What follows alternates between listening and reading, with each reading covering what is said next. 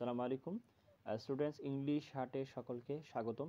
আমরা ছিলাম নবম দশম শ্রেণীর যে ইংলিশ বইটি রয়েছে সেখানে আমরা ছিলাম unit 2 climate change lesson 4 the wheel of cyclone, অর্থাৎ সাইক্লোন নিয়ে একটা টেক্সট আছে, এটা আমরা পড়ছিলাম। তো গত ক্লাসে আমরা দেখেন পড়েছিলাম 18 পেজ, ঠিক আছে, পেজ নাম্বার 18। এটার হচ্ছে এই পর্যন্ত কিন্তু আমরা পড়া শেষ করেছিলাম, যেহেতু টেক্সট অনেক বড়। তো আজকে আমরা এখান থেকে পড়া শুরু করছি। তো প্রতিবার নাই এটা বলে রাখছে যে এখানে অনেক বেশি কিন্তু আননোন ভোকাবুলারি আছে যেগুলো আপনি জানেন না। প্লিজ আপনি কিন্তু আপনার ডায়েরিটা নিয়ে বসুন, আমি ভোকাবুলারি বলার সাথে সাথে আপনি লিখে নেবেন, হ্যাঁ, ভিডিওটা পজ করে। তো ঠিক আছে, দেখেন তো লেখক কী করছিল, ওই ঘূর্ণিঝড়ের মধ্যে পড়েছিল বা ঘূর্ণিঝড়ের কবলে কিন্তু পড়েছিল।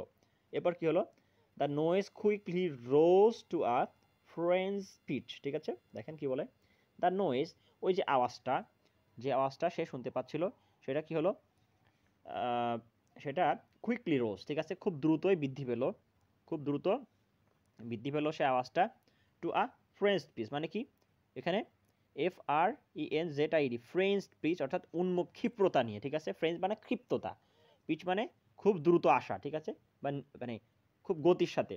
তাহলে ফ্রেঞ্চ পিচ মানে খুব ক্ষিপ্র গতির সাথে কিন্তু আওয়াজটা বৃদ্ধি পেল, মেইন কথা। তাহলে আওয়াজটা খুবই দ্রুত এবং ক্ষিপ্র গতির সাথে বৃদ্ধি পেল। আচ্ছা, অ্যান্ড এবং দ্য ওয়াইন্ড বিগ্যান টু টাক ফার্স্টলি, ঠিক আছে, অ্যাট মাই ক্লোজ, আমার জামার উপরে, অ্যাট মাই ক্লোজ মানে আমার জামার উপরে।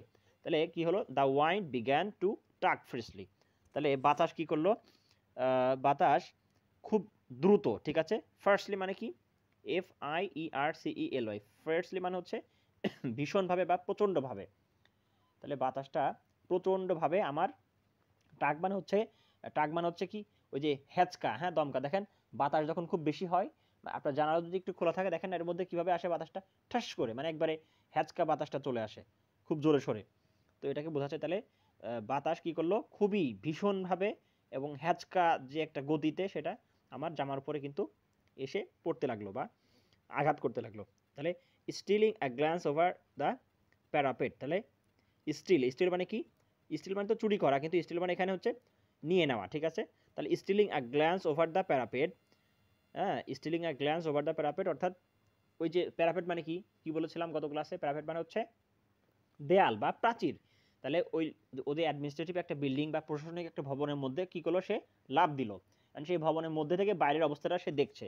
তাহলে stealing a glance over the parapet, অর্থাৎ তার একটা দৃষ্টি সে কিন্তু ওই প্রাচীরের উপর দিয়ে বাইরে দিল, দিয়ে সে কী করলো, আমি দেখলাম, টু মাই অ্যাস্টনিশমেন্ট, আমার অ্যাস্টনিশমেন্ট মানে হচ্ছে ধরেন এখানে আশ্চর্য হওয়া, ঠিক আছে, আশ্চর্যতার সাথে বা হতবিহ্বলতার সাথে, বিস্ময়ের সাথে আমি দেখলাম যে কি দেখলাম, মাই সারাউন্ডিং হ্যাড বিন ডার্কেন, আমার চারপাশ একেবারে অন্ধকার হয়ে গিয়েছে। তাহলে সে ঘরের মধ্যে যে ঢুকলো, একটা বিল্ডিংয়ের মধ্যে যে সে লাফ দিয়ে ঢোকার পরে ভেতরটাও একেবারে অন্ধকার হয়ে গেছে। কীভাবে, my surrounding had been darken, আমার চারপাশ খুব বেশি অন্ধকার হয়ে গিয়েছে, by churning clouds or dust.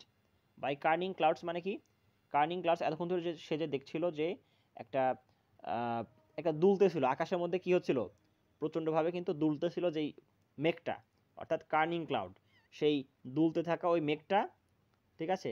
তাহলে আমার রুমটাকে, my surrounding has been dark and by, আমার চারপাশ কী হয়ে গেছে, অন্ধকার হয়ে গেছে, কী দ্বারা অন্ধকার হয়েছে, কার্নিং ক্লাউডস, উঠতে থাকা ওই মেঘ দ্বারা, অর ডাস্ট অথবা মানে ধুলা, ঠিক আছে, ময়লা দ্বারা, ঠিক আছে। কারণ ঘূর্ণিঝড়ের মাঝখানটা আপনি দেখবেন, ঠিক আছে, এই যে ছবিটা আপনি যেটা দেখতে পাচ্ছেন, ঠিক আছে, ছবিটা আপনারা সাধারণত দেখেন না, এই যে ঘূর্ণিঝড় কীভাবে ঘোরে, একেবারে সাইক্লোন, হ্যাঁ, মানে কি সাইকেলের মতো যে ঘুরে, এই বিষয়টাকে বোঝানো হচ্ছে। তাহলে ইন দ্য ডিম গ্লো মানে কি, দেখেন ডিম মানে কি, মৃদু, অস্পষ্ট, আর গ্লো মানে হচ্ছে আলো বা আভা। তাহলে এই মৃদু আভায় হালকা আলো দেখা যাচ্ছিলো, মানে অন্ধকার হয়ে গিয়েছে, এই হালকা যে আলো বা একটা অস্পষ্ট যে একটা আভা ছিল, সেটার মধ্যে সে কী দেখতে পেলো, that was shining down from above, যেটি উপর থেকে নিচ পর্যন্ত কিন্তু আলোকিত করছিল, ঠিক আছে, উপর থেকে নিচ পর্যন্ত কিন্তু আলোকিত করছিল, অর্থাৎ একেবারেই যে মানে ক্ষীণ একটা আলো কিন্তু দেখা যাচ্ছিল, সে যেটা বলছে।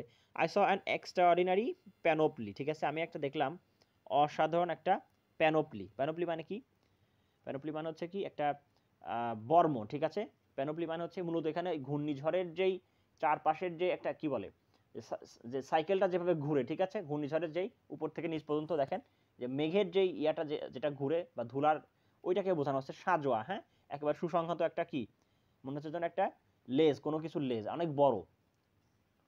তাহলে আই স অ্যান এক্সট্রাঅর্ডিনারি প্যানোপ্লি, আমি দেখলাম একটা একটা মানে অন্যরকম, ঠিক আছে, এক্সট্রাঅর্ডিনারি মানে অসাধারণ বা অস্বাভাবিক একটা কি দেখলাম, প্যানোপ্লি দেখলাম বা সাজোয়া দেখলাম। হ্যাঁ, প্যানোপ্লি অবজেক্ট অর্থাৎ সাজোয়া একটা বস্তু দেখলাম, যেটা কি করছে, ফ্লাইং পাস্ট বাইসাইকেল, সাইকেলের পাশ দিয়ে যেটা চলে যাচ্ছে, ঠিক আছে। রাস্তায় কিন্তু অনেক কিছু দাঁড় করানো ছিল, হ্যাঁ, সাইকেল, গাড়ি, এসব কিছু। আবারও বলছি দেখেন, I saw an extraordinary panoply of object, আমি একটা একটা বস্তুর একটা সাজোয়া একটা কি দেখতে পেলাম, একটা অস্বাভাবিক একটা অদ্ভুত একটা জিনিস দেখতে পেলাম, যেটা ফ্লাইং পাস্ট বাইসাইকেল, যেটি বাইসাইকেলের পাশ দিয়ে কিন্তু চলে যাচ্ছিল, উড়ে উড়ে চলে যাচ্ছিল। হ্যাঁ, স্কুটারের পাশ দিয়ে উড়ে যাচ্ছিল, ল্যাম্পপোস্টের পাশ দিয়ে উড়ে যাচ্ছিল, আর কার পাশ দিয়ে, শিটস অফ করুগেটেড আয়রন, ঠিক আছে, ঢেউ খেলানো শীটের উপর দিয়ে, ঢেউ খেলানো শীটের উপর দিয়েও কিন্তু উড়ে যাচ্ছিল। কোনটা? ওই যে সাইক্লোনের চাকাটা। তাহলে শিটস অফ করুগেটেড আয়রন মানে হচ্ছে, দেখেন না ওই যে গ্রামগঞ্জে টিনের বাড়ি আছে না, অর্থাৎ লোহা দিয়ে তৈরি করা একটু ঢেউ খেলানো একটু কি টাইপের, ছাদ টাইপের, অথবা অর্থাৎ এটাকে কি বলা হচ্ছে, টিনের, আমাদের বাংলাদেশের প্রেক্ষিতে যে টিনের যে ঘর, এগুলোকে বোঝানো হচ্ছে শিটস অফ করুগেটেড আয়রন, অর্থাৎ ঢেউ খেলানো যেই টিনের শিট বা লোহার শিট। আচ্ছা, আর কোথায়, ইভেন এন্টার টি স্টল, এবং এমনকি ওই পুরো যে চার দোকানটা ছিল, ঠিক আছে, ওই চার দোকানের পাশ দিয়েও কিন্তু কি হচ্ছিল, উড়ে যাচ্ছিল। আচ্ছা, ইন দ্যাট ইনস্ট্যান্ট, ঠিক ওই মুহূর্তে, ইন দ্যাট ইনস্ট্যান্ট শব্দের অর্থ হচ্ছে কি ঠিক ওই মুহূর্তে বা ওই সময়টাতে, গ্র্যাভিটি ইটসেলফ সিমড, গ্র্যাভিটি মানে কি, মধ্যাকর্ষণ শক্তি। আবার বলি, গ্র্যাভিটি মানে হচ্ছে মধ্যাকর্ষণ শক্তি। তাহলে গ্র্যাভিটি ইটসেলফ সিমড, গ্র্যাভিটিকে যেন মনে হয়েছিল বা মধ্যাকর্ষণ শক্তিকে যেন মনে হয়েছিল, টু হ্যাভ বিন ট্রান্সফর্ম, যেন সেটা স্থানান্তরিত হয়েছে, ইনটু আ হুইল, ওই চাকার মধ্যে, ঠিক আছে, একটা চাকার মধ্যে যেন পৃথিবীর সব মধ্যাকর্ষণ শক্তি, মানে এমন একটা অবস্থা সৃষ্টি হলো যে ওই একটা চাকার মধ্যে পৃথিবীর সব মধ্যাকর্ষণ শক্তি কি হয়েছে, ট্রান্সফর্ম হয়েছে বা স্থানান্তরিত হয়েছে, স্পিনিং আপন দ্য ফিঙ্গার টিপ, ঠিক আছে, স্পিনিং আপন দ্য ফিঙ্গার টিপ মানে যেটি ঘুরতে আসে কোথায়, আপন দ্য ফিঙ্গার টিপ, যেটি যেন মনে হচ্ছে যেন কোনো কারো হাতের আঙ্গুলের উপরে, ঠিক আছে, হাতের যে আঙ্গুলের উপর যেন ঘুরতেছে, অফ সাম আননোন পাওয়ার, কোনো একটা অদৃশ্য শক্তির, ঠিক আছে। তার কাছে মনে হলো যে এই পৃথিবী যত মধ্যাকর্ষণ শক্তি আছে সবই যেন এই সাইক্লোনের যে চাকাটা ঘুরতেছে ওইটার মধ্যে মানে মানে স্থানান্তরিত হয়েছে, এবং যেন মনে হচ্ছে কি একবার কারো হাতের আঙ্গুলের মানে অদৃশ্য কোনো এক শক্তির হাতের আঙ্গুলের মানে ইশারায় বা হাতের আঙ্গুলের আগায় কিন্তু এটা ঘুরতেছে, এমন একটা অবস্থা সৃষ্টি হলো, ঠিক আছে। আচ্ছা, তাহলে আই বারিড ডাউন, কি হলো, I buried my head in my arms, ঠিক আছে। তাহলে আই বারিড মাই হেড, বাড়ি মানে হচ্ছে কি কোনো কিছু গোপন করা কিংবা কি করা, কোনো কারোর মধ্যে ঢুকিয়ে রাখা বা পুঁতে রাখা। হ্যাঁ, বাড়ি মানে কবর দেওয়া হয় অনেক সময়। তাহলে আই বারিড মাই হেড, আমি আমার মাথাকে ঢুকিয়ে রাখলাম কোথায়, ইন মাই আর্মস, আমার বাহুর মধ্যে। হ্যাঁ, আমার বাহুর মধ্যে আমি আমার মাথাটাকে দেখেন না, যখন বজ্রপাত হয় আমরা কি করি, দুই হাত দিয়ে কান মাথাগুলো কীভাবে ধরে রাখি, এভাবে আর কি। তাহলে I buried my head in my arms, আমার বাহুর মধ্যে আমি আমার মাথাকে কি করলাম, ঢুকিয়ে রাখলাম, স্থান দিলাম, অ্যান্ড লে স্টিল, এবং তখনও শুয়ে রইলাম, ঠিক আছে, তখনও শুয়ে রইলাম কোথায়, ওই যে শুয়ে বা বসে রইলাম এক সাইডে অবস্থান করলাম। আচ্ছা, মোমেন্টস লেটার, কয়েক মুহূর্ত পর, কি বলছে, মোমেন্টস লেটার, কয়েক মুহূর্ত পরে কি হলো, দ্য নয়েজ ডায়েড ডাউন, আওয়াজগুলো বন্ধ হয়ে গেল। ডায়েড ডাউন মানে এখানে হচ্ছে বন্ধ হয়ে যাওয়া বা স্থিমিত হয়ে যাওয়া।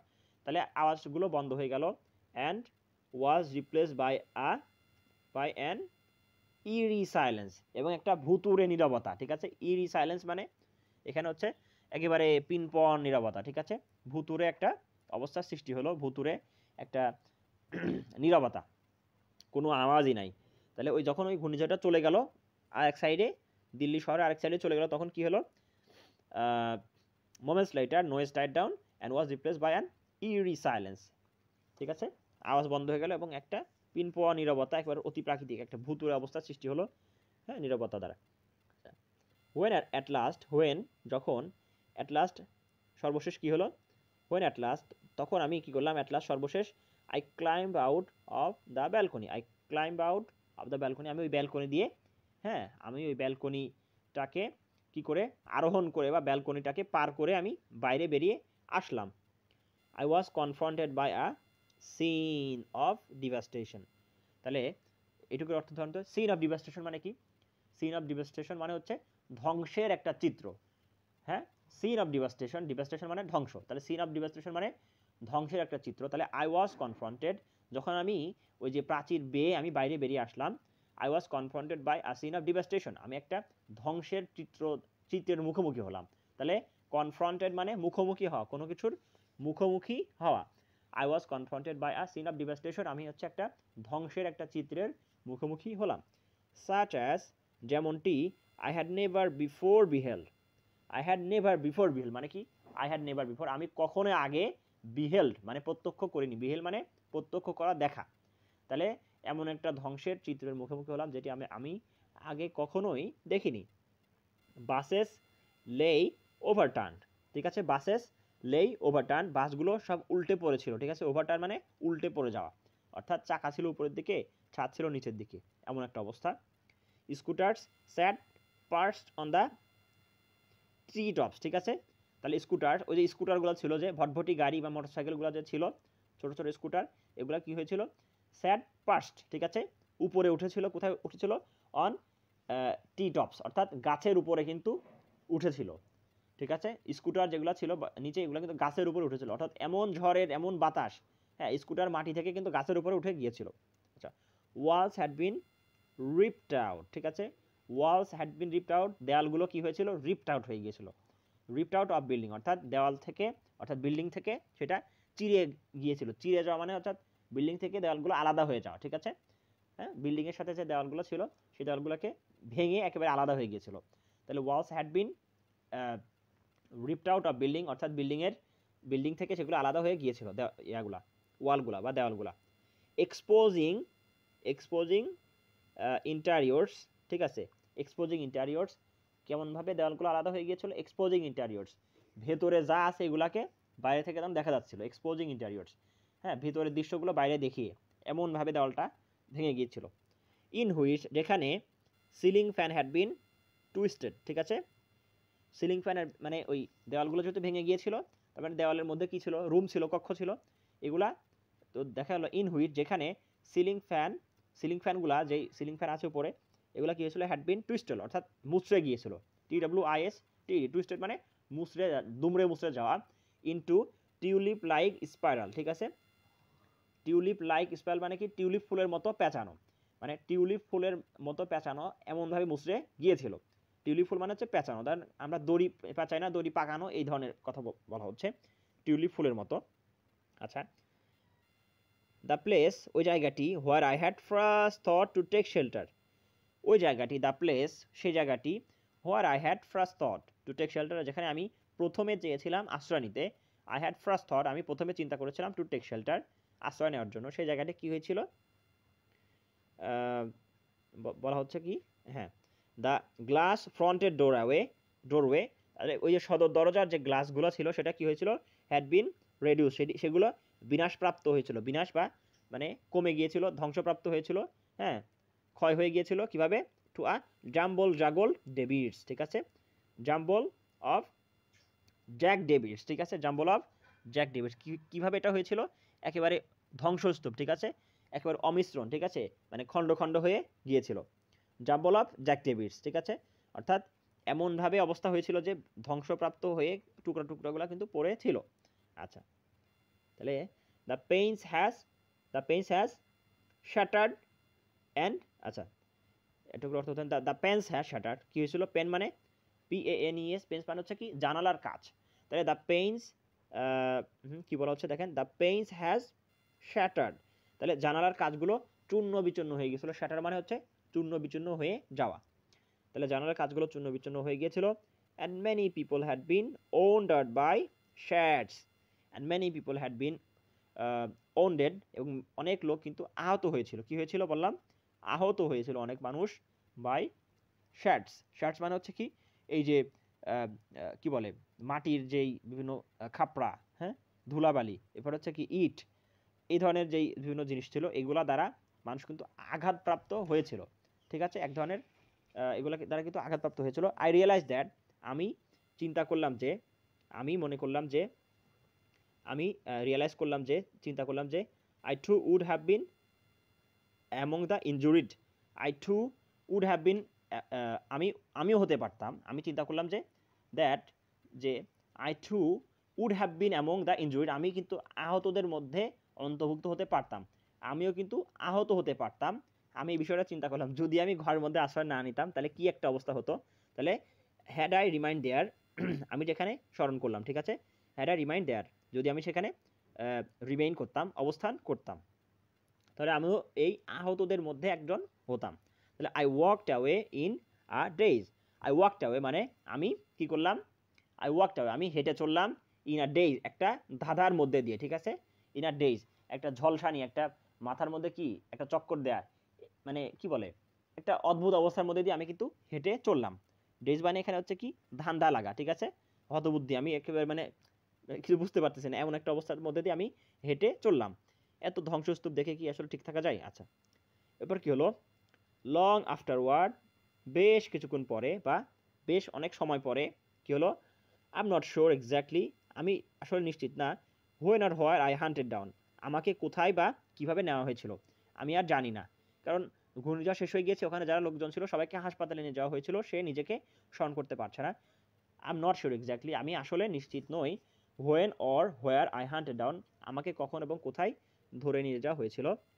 তাহলে the Times of India's new Delhi edition, ঠিক আছে, টাইমস অফ ইন্ডিয়ার অর্থাৎ ইন্ডিয়া সাময়িকীর যেই নয়াদিল্লি ভার্সন, সেখানে কি করা হয়েছিল, অফ মার্চ 18, অফ মার্চ 18 মানে 18ই মার্চ।